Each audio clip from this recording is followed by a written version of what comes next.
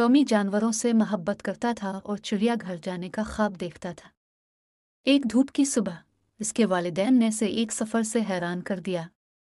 पुरजोश Tommy शेरों, हाथियों और बंदरों को देखने के लिए भागा। जब वो तोते के पिंजरे के पास खड़ा हुआ तो एक चमकदार सब्ज तोता बोला, हेलो टॉमी, कोई मुहिमजोई चाहते हैं?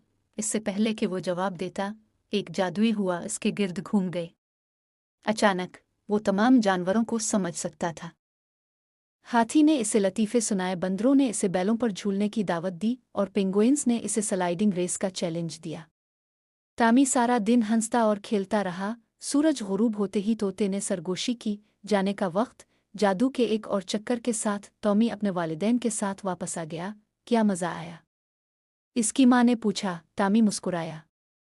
अब तक का बेहतरीन दिन। और अगरचे जादू ख़त्म हो गया, इसे हमेशा चिड़ियाघर की अपनी खुसूसी मुहिम जो याद थी।